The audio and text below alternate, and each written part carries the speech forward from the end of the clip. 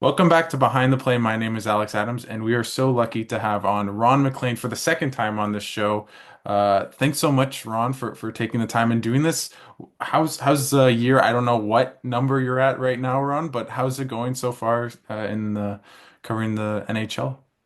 My beer league, I was just telling you before we started the podcast, Alex, terrible. We haven't won a game, we won one, and that was by default. The team that we were to play, the Mad Dogs, couldn't field a team at 11:30 at night earlier in the year. But anyway, we will grow from this, and like the Senators are flying high suddenly, I expect we will be by the holiday season. Who's your maybe NHL comparable, a player you play like that Oh from God. If it years was baseball prior? way before your time, yeah, there was a guy named Rod Hunt. No, Rod's not his first name. Why can't I think of his first name? But he was a Montreal Expos second baseman, and he used to choke up in the bat crowd the plate, and the pitcher would hit him, and that's how he got on base. So I used that, kind of diabolical means to score Okay. goals. And I played the other day. Eric Lindros had an Easter Seals charity event, and we played two games. And Sean McKenzie was the right winger to my left wing, and in between, Ailish Farfor, who played with the Yep. PWHAL. Markham Thunder was back in the Canadian Women's League days, and the other center was Justin Cuthbert, Chris Cuthbert's son. He would be at center, but Sean and I clicked really well together, and he would be a little. I said Philip Forsberg or Stevie Yzerman, and I guess I'm Zach Hyman. I'm just going to be there. You bank the puck off me and in. I heard you got two goals, but That's right. was it on defense that I heard? No, they put me back on D after I had the two goals. Like I'm on Hattie watch as Sean. I don't know the vernacular, but yeah, I'm in line for a hat trick. And suddenly one of our D went, well, Troy Crowder had to go to the dressing room for some kind of an adjustment. So back to the D I went. And I was quickly trying to do a study. It's been forever since I played defense. But I only thankfully had one shift on D, didn't get scored on, got out of jail and back up to left wing where I felt safe. Awesome. Awesome. I want to kind of move to a little bit to obviously the NHL, but I want to ask you a little bit about you because I was talking to your friend and my friend as well, Kyle Bukauskas, and you've been doing this for so long and you always have very creative intros. And he told me that, I guess the challenge is to kind of introduce a big game every Saturday for That's it. 30 years. And what's that process like for you to generate ideas to have a different take on, another Leafs game on a weekend or a Habs game on Saturday night?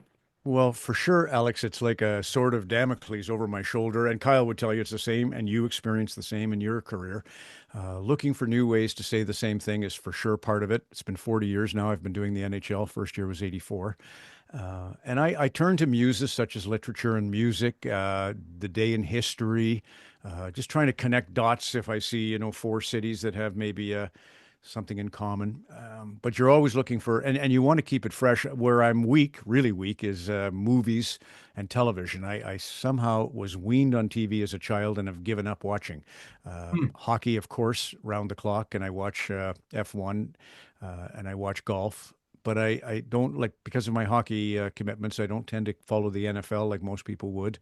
I don't bet, so I don't have that sort of driving force.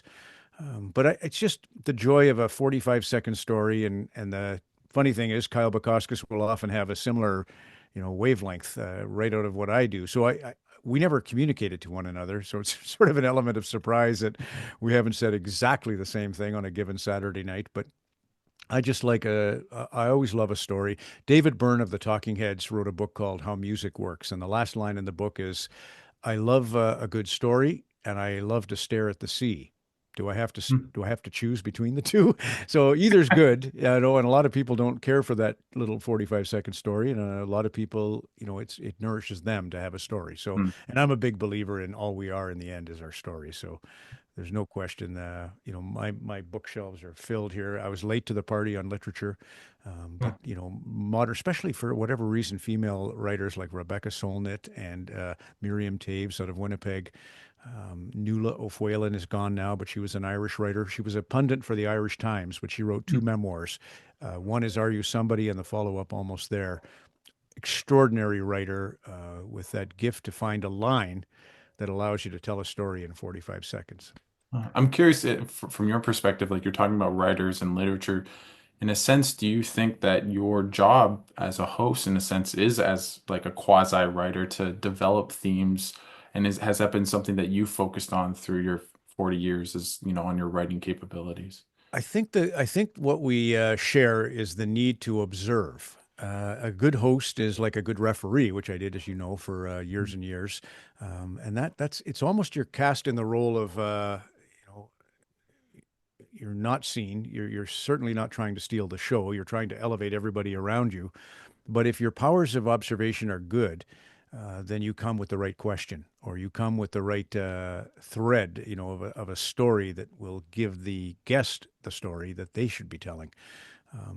And that's for me the secret of our position as a host. It's of course to take the back seat, but there's something good about a backseat driver that allows that person at the wheel to shine, and that's where I always looked at when I started.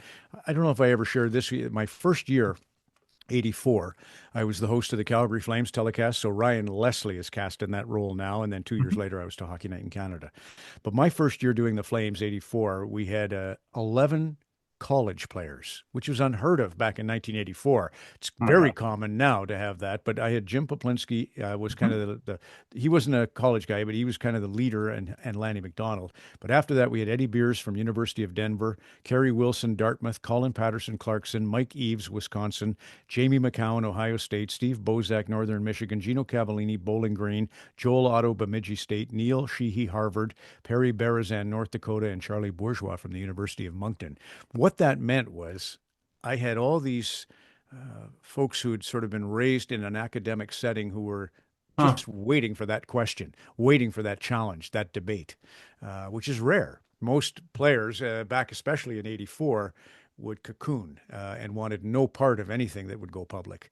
But a person that's coming out of a university scene is used to that sharing. So it was a really lucky break for me, and it kind of gave me that challenge to study what they studied, to learn what made them tick. And some were socioeconomic, some were politicos. But as soon as I could kind of get to that kernel, I'd see their eyes light. Oh, funny enough, I studied that, and away they go. So that's all. It was just using what you had at your disposal to make an interview shine. Is that something now, like obviously as a host, where is it trying to get to know players around the league, or is it just even your host? Like, what does that look like now? Well, unfortunately, Alex, my roles changed a ton. I miss the interviews for sure. Even in the day when there was still a union in hockey, it's been broken since 2005. But the challenge of interviewing the commissioner and going at him on labor negotiations and studying, and my guy was Rod Fort. He was at Pullman University, and then he transferred to Michigan. But he wrote lots of great books on the economics of sport. Pay Dirt, probably the biggest one, but sports economics was one by him. And I would study that, and just be so involved in that conversation with the idea of protecting the union, of players' rights. My Yeah. belief, I know parity's been great for the league and it saves all our, Ottawas and Calgarys of the world. So I can't complain. But the flip of that is it can save in Arizona for the longest time, and that drags down revenues. And you know who pays for that? The Yeah. player whose union used to protect them can't anymore. There's a payback system. So I loved. And I don't get to do too many interviews anymore. So, but you have Kevin Bieksa and Yeah. Jennifer Botterill and Kelly Rudy and Elliot. So I'm always trying to probe with them, and that's the joy. And then since I don't do interviews, then now I have to write a 45-second little story to kind of feel like I contributed to the night. I'm curious. I was doing a bit of research on you, and you said on a podcast recently about how you got nervous, like when I think it was you're 18 years old in Red Deer, and I think you were selling, I forget if it was Stereos. Yeah, stereos. it was a Um, stereo shop. Oh God, it was a. This is a panic attacks, which I suffered from the time I was 16 until the time I was 35. So I went through 20 years of just hell. And when I hear of my colleagues who may have children who are going through very typical, fight or flight response, a panic attack when you're 17 or 18 years old and feeling kind of alone in the world, I don't want to tell them that took me 20 years to kick it. But I didn't have the professional help that might have ended it sooner for me. I had to learn all the triggers. Some of them are simple triggers that have to do with your health, nutrition, alcohol, caffeine, things like that can beat you up and leave you vulnerable. But the biggest culprit I feel was just this obsession with self. Until I could get out of myself and into truly being of service and truly understanding why I was actually in the role, was to make someone else look good. I mean, and my boss Wayne Berry at the very beginning tried to teach me that, Ron. If you let the guest shine, let the guest be the star. You will shine by extension. I knew that, and I wanted that. I mean, I was an only child, so I knew the importance of friendships. But I still suffered, this ego that made me worry about how I was sounding or appearing, and drove me to sometimes feel like I was ill prepared. And when I had that feeling, next thing you know, I have a fight or flight panic attack. Heart goes racing 1,000 miles an hour, and yeah, I dealt with it throughout. And in that one situation that you obviously heard about, I was at a stereo shop, and the broadcaster at the main station sent it up to the North Hill, it would have been in Red Deer. Now let's go to stereo shop and Ron MacLean. And I felt the attack coming on, and I started my little uh, dissertation about stereos being on sale. And I got to maybe the 15-second mark, and that was it. I couldn't talk. I had no breath left, and I just stood there, frozen. And it was radio, so nobody saw this except for the store owner was kind of looking at me thinking, what the hell is going on here?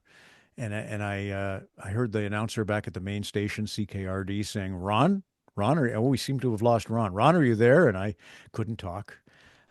It was really crazy. And then I realized I had like 15 minutes till the next time I was supposed to go on. And in those 15 minutes, somehow I had to gut it out and get through a 60-second live commercial, or my career was over. And that I somehow got through that next one. I felt the whole thing start again, but I just kept going this time. So that's an important lesson if you're listening. I'm no expert, no clinical No, advice no. here, but I found that if you do carry on if, as best you can, it will subside. But easy thing to say for anyone who's going through them or has gone through them. It's a difficult one to kick, but you will kick it one way or the other. Hope it comes to you sooner than me. Is that something now where you've done it so long that it feels like you're in your backyard or you're in your house or in your living room? Yes. Yeah. Yeah. I mean, I think you lose that ambition. You understand that climbing is learning, as Chris Hadfield, the astronaut, would say, Hmm. not getting a promotion, more likes, dislikes, whatever. Yeah, I've graduated to a place in life where not to be complacent by any stretch. I still feel that the show is an important show, and the platform is extremely important, so that you want to provide. There was a lawyer named Brian Stevenson wrote a book called Just Mercy, and he was down representing prisoners on death row in the southern states. It Hmm. was kind of a non-for-profit legal organization, so all these folks who couldn't afford lawyers, they would come in and represent. And there was a mom of a guy convicted on death row who said to Brian Stevenson, Brian, you have people who are loved in your care. And I always kind of thought, not to be grandiose about it, but I just feel like when you're on Hockey Night in Canada, you have people who are loved in your care. And I think, I see the way Connor McDavid operates, and I see he recognizes that at a young age, and I see Sidney Crosby has that, and Gretzky certainly had that. You have kind of a duty to often go against what is, in the public interest. It may not be the majority's uh, opinion, but if you feel strongly that it's right for the majority, you have to bull ahead with that point of view. The only thing I can't see you doing is I'm sure you've seen the Amazon clip and of Connor McDavid yelling at his team. I don't see you doing that No, to anyone at Sportsnet, but I no, that was and I think it took Connor time to recover from that. I think he hmm, got off to a shaky start this season, and I think he was, I'm sure that was really difficult for him to see go public, and it shouldn't have, in my opinion. hmm, That's a tough conversation but I just think, Gordon Lightfoot wrote the classic "If You Could Read My Mind," and now it's on Twitter, well, yeah, X. yeah. I just feel like there's been a pulling back of certain curtains that's almost unfair to the human. existence. We need to be allowed our warts, our foibles, and when those are sort of trotted out, like I don't think it would have been so bad if it was just out there Hmm. once, but it won't be just once. Same with their reaction in the dressing room, the devastation, that Paul Simon from Graceland, when you lose something, it's like a window on your heart. Everybody knows you've been blown apart. Mm. And to see that angst and to kind of have this voyeuristic opportunity bugs me. I don't know why. It feels like, and it always just felt like, it's kind of like a person, naked, not much, but with the right, protection, clothing, i.e., they then become, special. So it's too bad. And I think it did. I think it did kind of hurt him Mm. to see that. I'm curious, like maybe from your perspective of kind of as you said, like being not kind of giving the privacy to players, but it seems as though people kind of from the other perspective would say like, hey, like this is growing our game, this is getting eyeballs, this is making hockey more of a worldwide sport. Like what would I'm not saying that's my opinion. No, no, no. Curious. I like because I just think you can't, if that were the case, right? Well, let's have nudity. Let's have more fighting. Yeah. Let's have whatever's going to grow the game. It's easy to, have the Colosseum in Rome filled to see the Christians thrown to the lions. That'll sell. So, but can't be that. We can't be doing things that are unscrupulous. Sport in itself has to have virtue in order to be worth anything. I mean, there's who cares who wins? You care who cares, Hmm. and that's the moral of sport. Are you a good teammate? You can't all be the MVP, but you can be the best teammate, and that, believe me, is the point of it all. So, yeah, I just feel like in this excitement or rush, it started with F1 drives. Like I don't enjoy that show. That what happened? How I got hooked on Formula One car Hmm. racing during the pandemic. Colby Armstrong was interviewing Sidney Crosby, his friend. What are you doing? He says, well, like everybody else, I'm watching TV. What else is there? He says, yeah, what are you watching? He says, I'm watching Yellowstone and I'm watching F1 Drive to Survive. And I thought, well, I don't really. Carrie, my wife, had loved Yellowstone, so that was a good recommendation. And she thought, well, if he's good on that, he's good on F1 Drive to Survive. Mhm. So on it went, and I started to watch that series, and I do watch it, but I don't enjoy it. Again, I find it like way too Mhm. probing or peering or Yeah. it just bugs me. It's a camera shouldn't be there.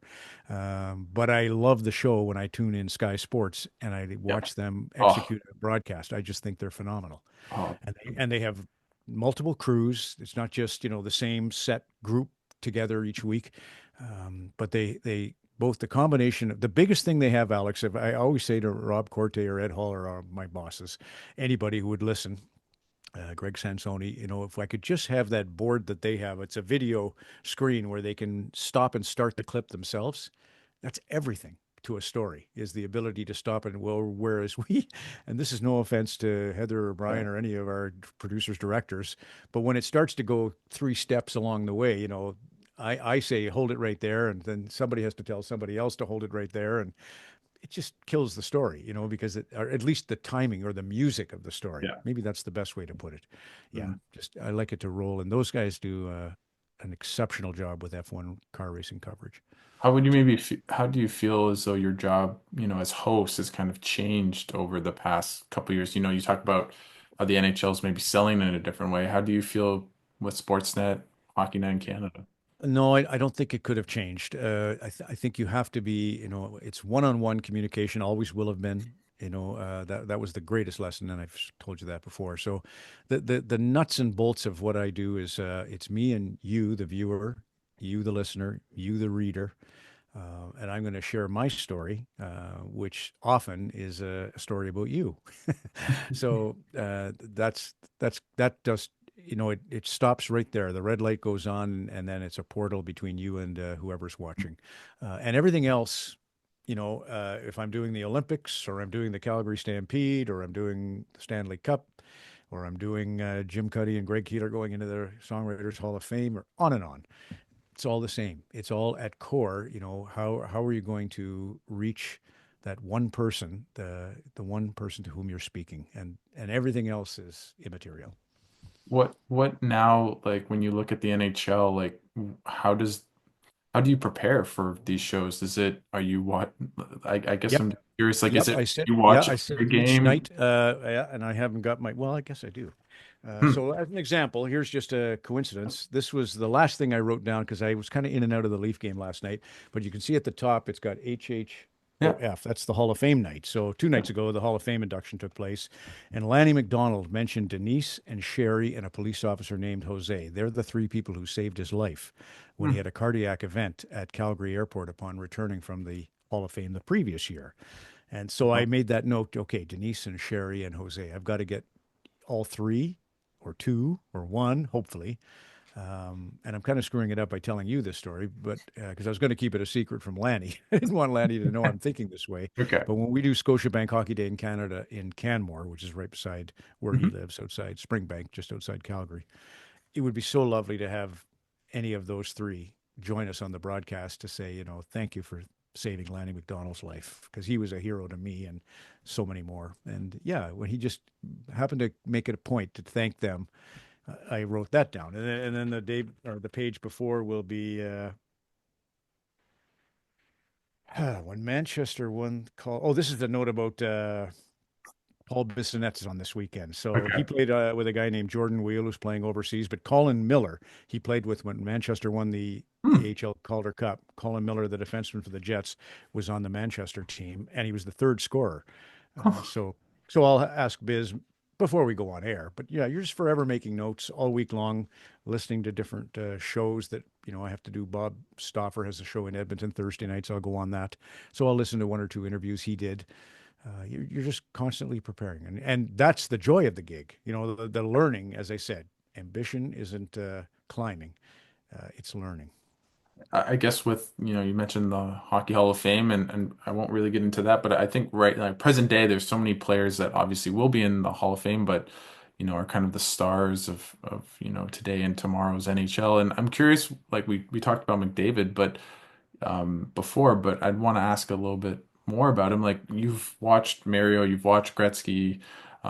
Where does right now McDavid rank and maybe the players that you've watched over the years? Well, I put him closer to Bobby Orr, who ironically his agency represents Connor, but just because Bobby was, four or fifth gear ahead of the rest of the players in the game at the same time. And that's I realize there's a few guys. McKinnon can really motor. So I, Connor, I think, is faster, but it's close. And McKinnon can stick handle with his speed the way Connor does. I would say Connor's vision is closer to the Crosby Gretzky vision or Lemieux, but he is definitely you know as special as anything I've ever witnessed. But I mean, Gretzky excited me because of his imagination, because of his vision. You were just shocked at what he saw and could create. Connor last night, as an example, we're obviously a podcast, so this will be seen at different junctures. But in the game that Connor just played, he had a 3 point, his 4 points Yeah, maybe, 4 points. four Yeah. points, right? So it was the first goal though was the typical power play where he does a little jitterbug and then he fake shot and then he no look passes across to Draisaitl. It was at the very start of the second period on fresh ice, and he took a little off the pass because it's fresh ice. I was just astounded at all these different and Luke Gazdic actually played with him. He said he processes every player on the ice, where they are, what direction their skates are facing, ice conditions. Wayne Gretzky told me that his son-in-law, Dustin Johnson, the great Mhm. golfer, Yeah. he said he's literally a savant when it comes to gardening. He can tell you what the soil is made of. He can tell you what the roots of the grass is like, so that he knows that, when he takes his divot, there will be a certain catch with a certain grass. All kinds of things about the composition of the greens, the fairways. Uh, that is, he said it's supernatural, and that's McDavid in every way. And then as I say, I love his personality. I loved him after the Humboldt Bronco bus crash. I just remember, his way of communicating that grief was special. He went obviously out to Humboldt and helped Mhm. out where he could. And I really like his heart. I like his Draisaitl was commenting before the game yesterday about how he doesn't make himself the show. I do love that humility. I think that's probably small town Canadian kid thing. He's Newmarket, I'm Red Deer, but I appreciate when I see it. So it's Mm. going to be great to watch him the back half of a amazing career. From McDavid to another great player in Alexander Ovechkin, who's obviously probably gonna, well, definitely will beat Wayne Gretzky's record for goals, but we'll see if it's this year. It looks pretty promising at this point. I guess just maybe talk about, did you ever think that record would be broken, even maybe a decade and now in terms of Gretzky's? Kind of, I did, and the reason I say that is because I don't think of, and lots of his teammates have said the same thing. You know, we don't think of Wayne as a goal scorer. We think of him as the 2,500 points and 215 in a season. But and I know he got 92 goals in 1 year, but he was always the playmaker. If the record is going to belong to anybody, it should belong to Ovechkin. He is a pure goal scorer. I remember Ilya Kovalchuk. He had the same shot, just a howitzer as well, but nowhere near the compete level of OV.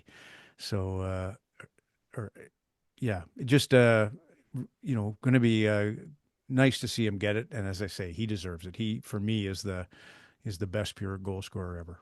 You had an interesting comparison to maybe Ovechkin and Crosby in terms of them being similar to Larry Bird and Magic Hmm. Johnson, kind of paving the way for maybe the McDavid, maybe even the Bedard. Like, what do you think those two have kind of done in terms of Ovechkin and Crosby to maybe take the NHL to the next forward? Well, first they pulled him out of the lockout, so we lose an entire year of hockey, and there might have been some angst, but the as Senator David Adams Richards from Miramichi, New Brunswick, always said, no matter what they do to the game, we get used to it. They sort of saved the day coming out of the lockout because it was now we get to see these two, stars head to head, and it's kind of like I don't know if Celebrini and Bedard will morph into this, but maybe. But for sure, Gretzky and Lemieux were that back in my early career. And then, as you say, the NBA was completely messed up. Their games were being tape delayed on CBS at 11:30 at night, and then it started with Bird and Magic Johnson, and eventually Jordan becomes the third part of a trident of a show that you just can't miss. And Tiger did it for the PGA Golf Tour. Every so often, one of these great athletes comes along, and tennis was lucky since you know tennis. Yeah. Obviously, Nadal and Federer. That was a great rivalry, but there was three to that mix with obviously the guy I like, Djokovic. And he's not, I don't think the choice of too many, but I like Djokovic. And again, I like him for his. He was good after a Wimbledon win when he just said he liked it because there's no disco balls and no fancy sound effects. It's just an homage to the great game, and I'm kind of old school that way, unfortunately. I want to transition a little bit to some Canadian teams, if that's okay. And before we were recording this episode, you mentioned to me maybe your Steve Staios kind of Yeah. story. So I just wanted you to kind of maybe talk a bit about the Sens, but also your knowledge of the GM of the Ottawa Senators. So Staios is my next door neighbor almost. He's selling just down the street here where we live in Oakville would be considered eastern part of the town. And Steve and Susanna are just below us, I'd say about 10 houses. And they're selling that place, but they have a place downtown Oakville. So they will continue to keep their Oakville residents. And of course, he's now got to be in Ottawa. But he's a great guy. He has a bull terrier, oh, yeah, a bulldog rather, named Rocky. And Rocky and Steve will often be, or Susanna will be in Lawson Park, which is nearby, and I'll be there with my standard schnauzer Jackson. And then if it's Steve, we get talking hockey, and it's just a gift. He was always incredible to listen to. Not a gossip at all, ever. Yeah. No. Just more yeah. He really has a great idea about lessons from the game and thoughts about the right way to play the game. And yeah, he's just a joy to be around. So I'm so happy that they seem to be already, turning it around. He's only been there a year.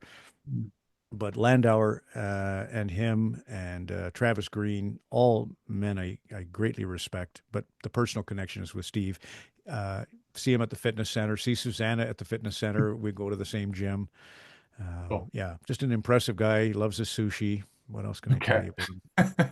He's yeah. The dog is the wins this show though. Just a fantastic bulldog. Not big. He's a like his dad. He got a big head. He's got a big head and a big heart, but he's not a big bulldog by comparison.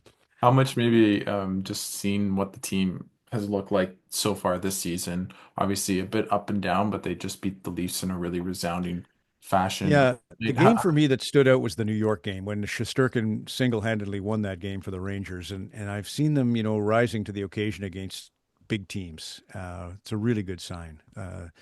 They were they just, we keep waiting on Stutzla and Kachuk and Norris. Is now healthy and Batherson. I mean, they're all talents. I love Batherson's backhand passing. I Oh, put that up with Bobby Orr or some of my favorites. Mario Lemieux was the greatest, probably backhand passer. Paul Correa. But Batherson's that's one of his little sneaky. It's like Datsuk just went into the hall. He played the game on the backhand.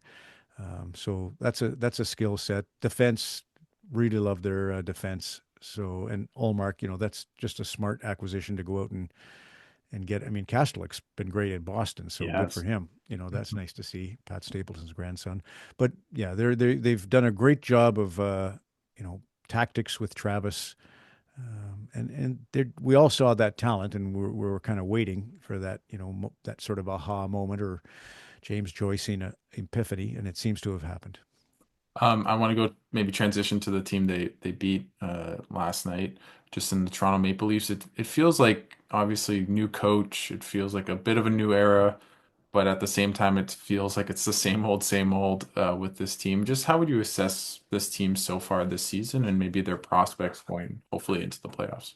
Well, again, like the Sens got Allmark, Stolars. You could go with the three guys they picked up from the Florida Panthers. Lorenz has been a fantastic fourth line acquisition for them. So and Oliver Ekman Larson and Chris Tanev have really, really helped their defense to improve. So I think the combination of accountability with Berube, his experience as a winner, the captaincy thing was probably the right thing to do. It's hard on JT, John Tavares, but I do believe Matthews was your captain. I always felt, Alex, when Babcock years ago flew to Phoenix to meet with Austin after the season because there was some talk that maybe he was unhappy with his ice time. I think the rest of the guys in the room would look at that and say, wow, the coach is kind of afraid of Matthews. So I think they would respect that Austin is the leader. And John is the kind of guy that will always be your leader, with or without a C. So he wouldn't begrudge that decision one bit. So those are all things I think have helped Toronto. I think, I'm glad they didn't do anything hasty. It's like Detroit in the day with Yzerman was, they were very tempted when he was 31 years old. Scotty Bowman was always kind of in Ken Holland's office. Are you sure we could get something for him? And Ken was, no, we need Yzerman. And was he ever right? Oh, And I think Marner kind of fits into that hmm. category. I guess what do you think that I mean obviously it's really early in the season, but do you think they have with Berube, with Tanev, Ekman Larson that they're built better for the playoffs than maybe years prior? Yes, I think that defensive improvement, and like Stolars is or Wool. I mean, I've never really had the chance to see Wool play enough, but Yeah. whenever he's played, I'm very impressed with him as well. So I think goaltending. It's funny. You can everybody's talking about the Four Nations Cup and who's Canada going to put in net, and there's a bit of a panic going on understandably. But you look back at the last decade of Stanley Cups, Stuart Skinner missed by a goal last year, but certainly Vegas won with Aiden Hill, Colorado won with Darcy Kemper, Washington with Braden Holtby, St. Louis with Jordan Bennington, Matt Murray won back to back with the Pittsburgh. Carey Price got to within you got him to the final. So all Canadian goaltenders. Is my point on that. Yet a goalie can win it for you. So Yeah. you can win without. I don't think any of those goalies I mentioned really were considered superstars. We lost the Olympics in Nagano in '98 with Patrick Roy playing every game. He was the best goalie of his time. We didn't win that one. Whereas Roberto Luongo came on in relief in Vancouver and won, and Marty Brodeur came on in relief in '02, and won. So yeah, goaltending is a. Many people have said this cliche that the game ought to be called goaltending. And I do agree with that. But I also think you can just win with good goaltending. And Ken Holland was sort of, he had Hasek as a superstar, Vernon, I wouldn't call a superstar, but he's a Hall of Famer. And Chris Osgood. Osgood would fit into for me, very much like a Binnington. Great Hmm. goalie, but not a superstar. So anyway, Leafs have two good ones, and that's I think it's been I think a really pleasant surprise this year early on, the Florida I, guys. I might transition from, one team with good goaltendings to maybe the best goaltender in the world and the Winnipeg Jets, Connor Hellebuck. And obviously they've just been flying, no pun intended, to their Yeah. namesake.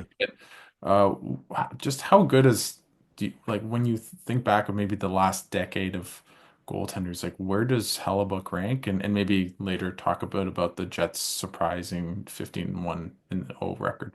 Yeah, I love Connor Hellebuck. He's kind of the McDavid of goaltenders. He reads the game better than any goalie in the game.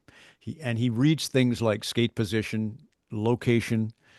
He helps his defense to get into a position that helps him to make a save.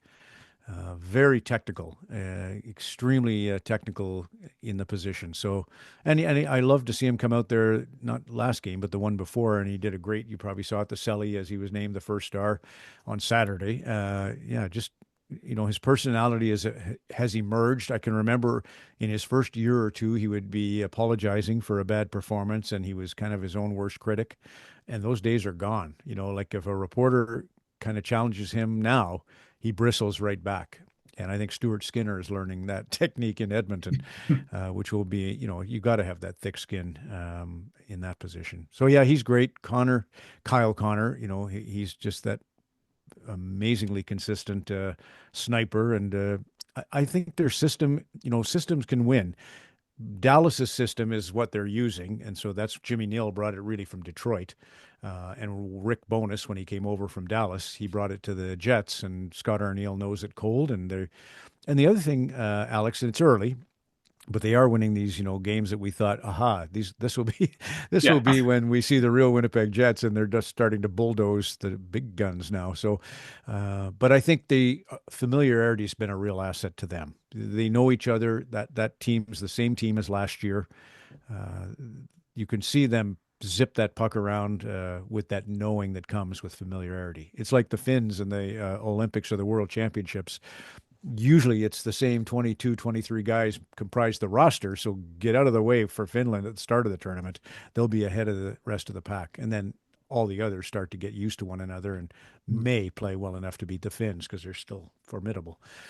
But yeah, Winnipeg's a joy. And they, Kevin Cheveldayoff, the decision to sign Hellebuck and Scheifele, Josh Morrissey, can't say enough about him back there. And then they've added Spit. Logan Stanley's 6'8". He's, Tyler Myers kind of guy that can add some brawn. And Sandberg plays big and tough. So there are no pushover in their own end because Pionk and Morrissey aren't big. Just everything. They have it all. Do you think they are legitimate cup contenders? For sure, I do. Yeah, for sure. Everybody thought last year, Alex, that they were a threat to win it because of their structure. They really, and I don't understand it. That would be a Kevin BX question, but Mhm. people say their structure is second. It's a funny story. Scott Arniel, I saw him before the season. He said when Rick Bowness was doing Hockey Night in Canada last spring, I'd text him on two fronts. First, I'd text him and tell him to look at the camera. He kept looking down, waiting for his clip to arrive. And who could blame him for that? And then he said, but the other thing is, Rick was coming dangerously close to giving away our secrets. He said, we use the Dallas system, which Rick brought over, but we can't be saying that on Hockey Night in Canada. So I don't know what it is, but what it is working, and they just did it to Dallas. So neat to see. Maybe just from one team that's, been so effective to start the year, maybe to the Montreal Canadiens. It's been a really tough Yes. start to the season. What do you think's kind of going wrong in Montreal so far? Hmm. It's probably a case of like they do have David Savard, but it's probably a case of their best players are too young. I just you saw it in Ottawa. Yeah.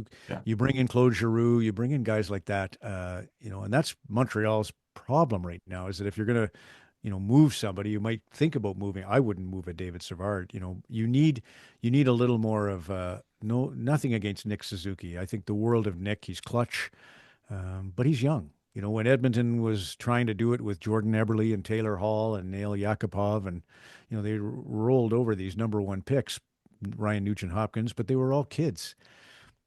And I don't think you can't win, as the Penguins are finding out, when you go past a certain age. But I mean, or I think you can't.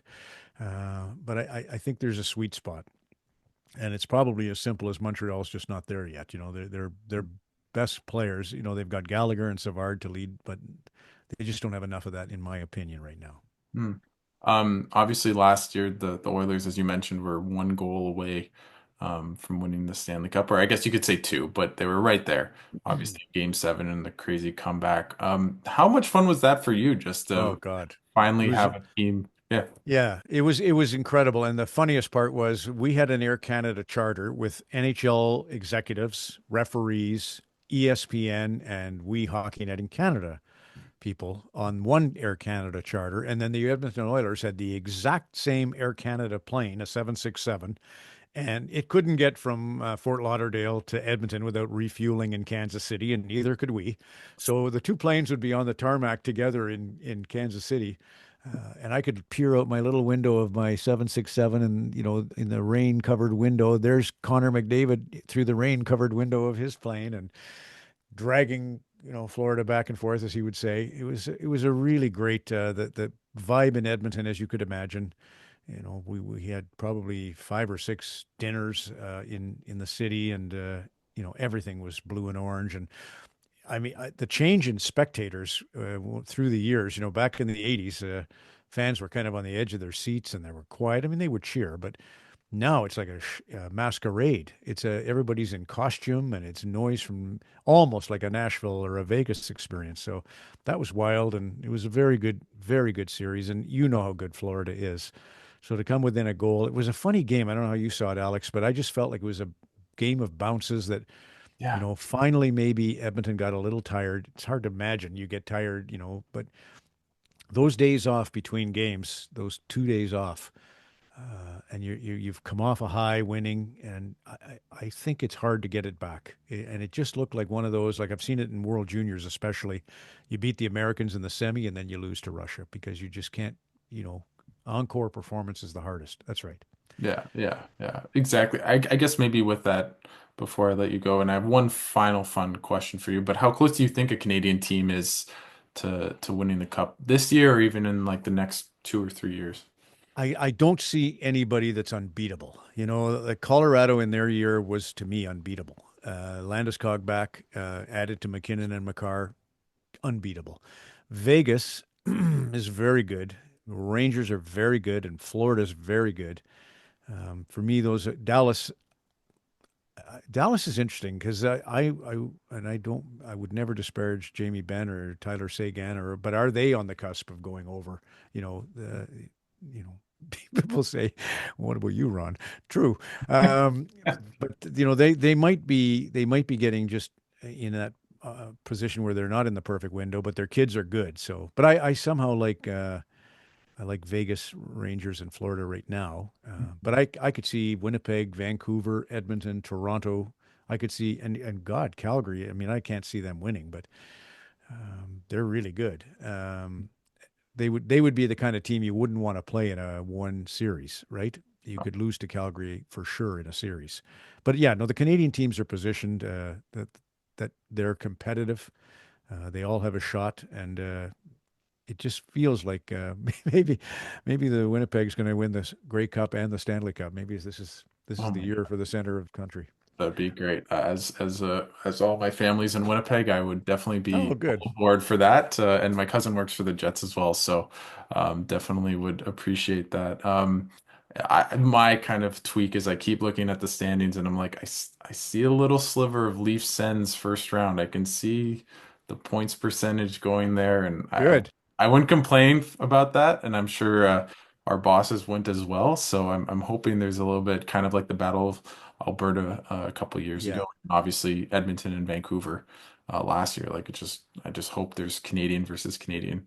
Uh, One of my favorite all-time memories in hockey is Toronto played Vancouver in '94 in the third round. yeah. And Vancouver made short order, 5 games it took, and they won in triple overtime, or maybe double. Greg Adams scored to win it for the Canucks. And it when the goal went in on Potvin, Felix Potvin, the Toronto goalie, just kind of crumpled back in his net. And Jamie McCown, the defender for Toronto, stood over him. Like the rink attendant came out and pushed the net off, and the place was going bonkers. And Jamie McCown just stood over Felix. Are you okay, kid? And I just loved it. He had won a cup in Calgary, McCown. He would go on to win a cup in Detroit. And it's a snapshot of back to what I was saying to you earlier about what is hockey. It's not winning; it's that. It was that moment of Jamie McCown doing that for Felix Potvin and that was probably the biggest hype, ratings wise. Obviously, when a team makes the final, it's bigger, like Edmonton last year. But it was a third round all Canadian clash, and that's a good thing when you get that. Can you explain to me how those two teams played each other in the third round as someone who wasn't alive at that time? Like, why were the alignments that way? That's a good question. It's definitely an East-West. I don't know if that's the first time that they crossed over, but I'm guessing they just happened to. That's a good question. I Isn't it the honestly don't. Patrick division and like There were the certainly, yeah, Smythe, yeah, Norris. Yeah, they were yes. they were divisions that were named. How and we didn't have the same seeding system as we do now. But yeah, it's a good question. I Well, don't I I don't remember. if I stumped you, I feel like I've accomplished something today, Ron, because you That's know good. almost Yes. everything about the NHL No, and history. I So didn't I know that. I appreciate it. The kind of fun question I'll leave you be, and thanks again so much for taking so much of your time on a Wednesday to come on this show. But I guess if one day Gary Bettman retires and cedes you the opportunity to become the next commissioner of the NHL for one day, what would the rule change be that you'd kind of enforce in the NHL? Well, the I would get rid of the trapezoid. I would let the goalies go back and play the puck. It's the only one I quarrel with a little bit. I'm not a huge replay guy. These offside replays are. I'm ready to start a conga line to protest that too. But the one I really hate is the they can only play the puck in the trapezoid. I love goalies playing the puck, and I love the chaos that ensues. So yeah, that it's a small detail, and like I said to you earlier in the show, no matter what we do to the game, you know, we get used to it, and after that, it's just up to these amazing, the speed of the game could be dangerous, but it's just it's unbelievable to see the speed of the game right now, and to have the hands to go with it. Wow, it's crazy. It's all a bunch of fighter pilots. That's what they are. Exactly. Do you know what goaltender interference is, though? Yeah, well, I don't. Yeah, and replay hasn't helped me to Oh, understand that. So there's two things I don't know. I don't know how Toronto met Vancouver in the third round in '94, and I don't know what goaltender interference is. At least on exactly. the latter, we're in unison. We're all in lockstep. Awesome, Ron. Is there anything you want to kind of share about? No, I told you, I think before the show, I can't remember this before, but yes, Tara Sloan, I saw my colleague on Hometown Hockey. I saw your show with her, and Hmm. I was telling you I was prepping for a Tragically Hip event at the Massey Hall and watched it stem to stern and thoroughly enjoyed that chat that you had. And keep up Well, the great work, is what I would say, well, Alex. Yeah. thank you so much, Ron. As someone that, idolized you growing up, just to have you on the show twice somehow. Yeah. Know, Anytime. I don't know what I've done, but I really It's the appreciate Kyle Bukowskis. It's Scoop Bukowskis. He's busy now with his own 32 I Thoughts, know. so I you'll know. have to come to me. The hair says it all. The hair says Yeah. it all. But Yeah. thanks so much, Ron. I really appreciate it, and we'll definitely do this another time. Cheers, Alex.